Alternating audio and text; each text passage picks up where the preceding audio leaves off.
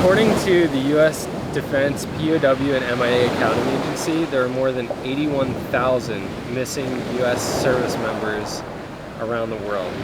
So how do we find those people, especially when they were pilots that went down in the ocean? In some cases, we can dive for them, and maybe we have a little bit of intel to know where that dive site might be. But in a lot of cases, we have a very large search area. So how do we even begin to look for those airplanes and eventually those service members? We're going to show you today.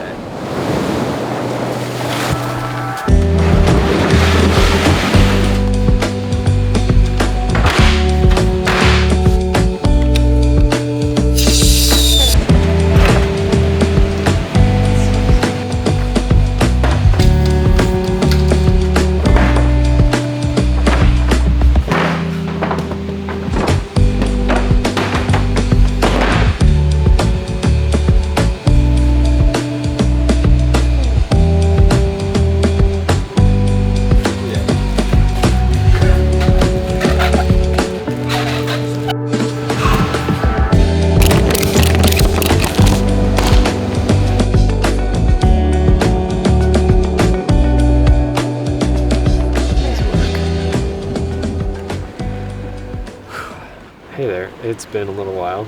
If we haven't met yet, my name's Grant, and I work in marine science at the University of Delaware in the United States. This week, a few of us are on Corsica to look for some single-engine fighter airplanes, and more importantly, their associated crew members. This is such an exciting project for us, and it is so historically significant, but I can't go too much into that right now, maybe in a few years. We don't have too much intel to go off of for these airplane wreck sites, so we had to bring out the big dog for some wide area searching.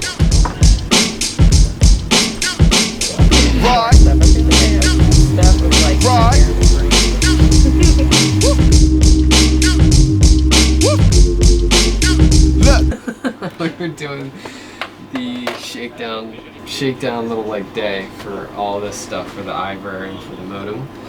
I got flustered by lots of things going on, including another boat that was coming our way, and I put the boat in gear while this thing was hanging over the side, and I hit it super hard with the prop, and I severed this cable, and I severed our old safety line, so we lost the modem in like 8 meters of water.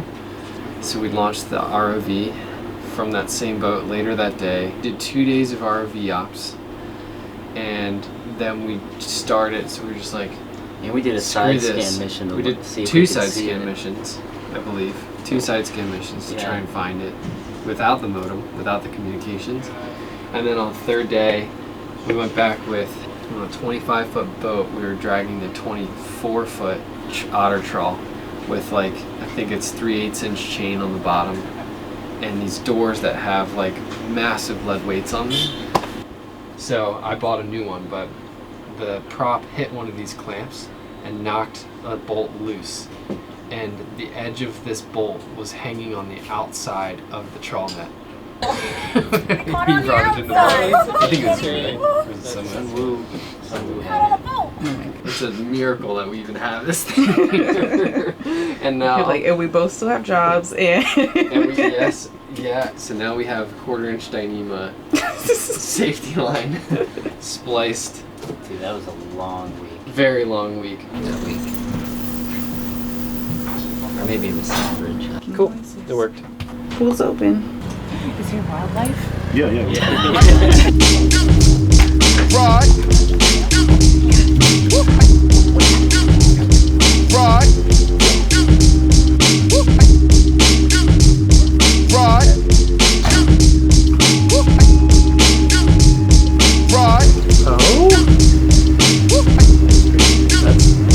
Rod. What was your story? 2 ounces isn't going to do anything? Rod. How are you going to get it back?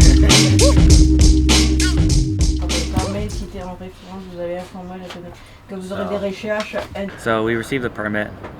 The captain and our hostess has gone over the permit. And the permit is from authorization by the marine authorities, but not by the national parks. We're only halfway.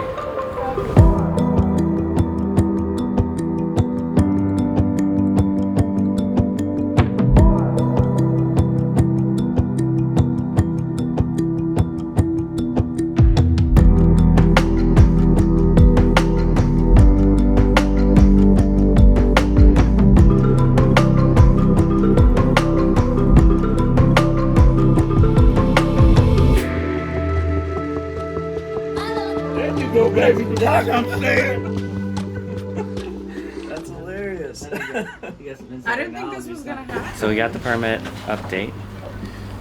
We were supposed to get a call yesterday afternoon saying that the permit was approved and we were authorized to go, but we did not get that until our Captain Bruno, the hero, called the authorities this morning. And he got the official word that we were good to go. So we sent our last email saying we're heading off and we're going. AUV is aligned and it's ready to display.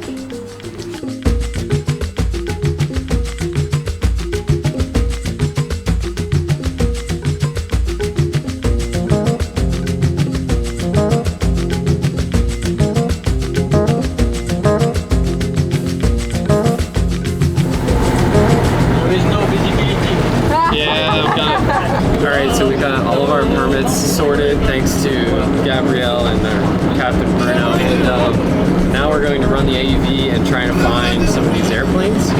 And so we're pretty much throwing everything but the kitchen sink at the seabed here. So we've got sonar, we have magnetometer, and we have a camera on the AUV. So I have a bunch of pre-programmed missions on the computer that we're sending to the AUV, and then it's going to execute them while we just monitor its progress.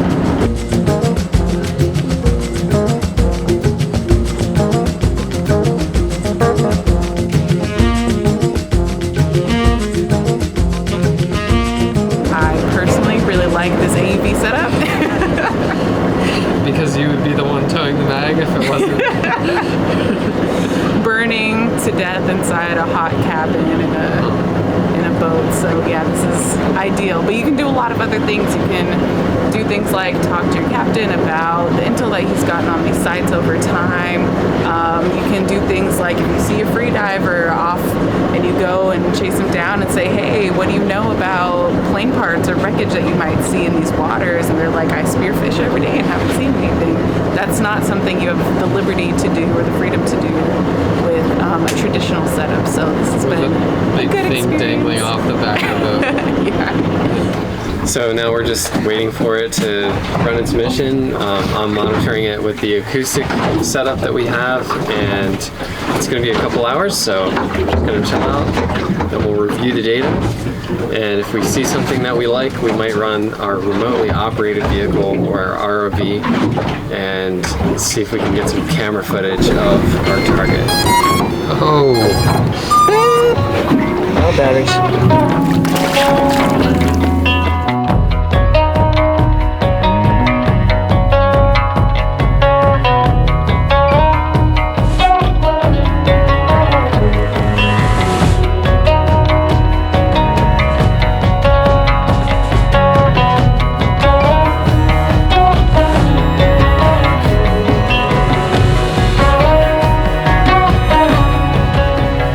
There's a lot of interest in this area, which is wonderful. We want to find the aircraft, and a lot of locals have done a really good job of searching and finding these for mostly recreational activities. For us, it's about the history and its connection to the individual and getting them back home. And so in the next phase, if we find any remains associated with these wrecks, then it comes into how can we get them physically back to their families for burial. It's been a long time that these family members have been without their loved ones, and so we want to do everything we can to make sure that they successfully come back home.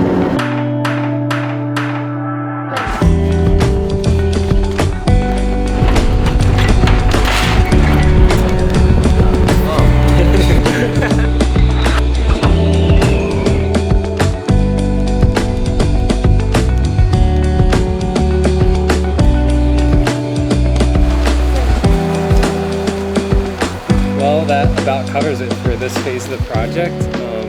I can't really talk too much about what we actually found, but safe to say we are really excited for phase 2.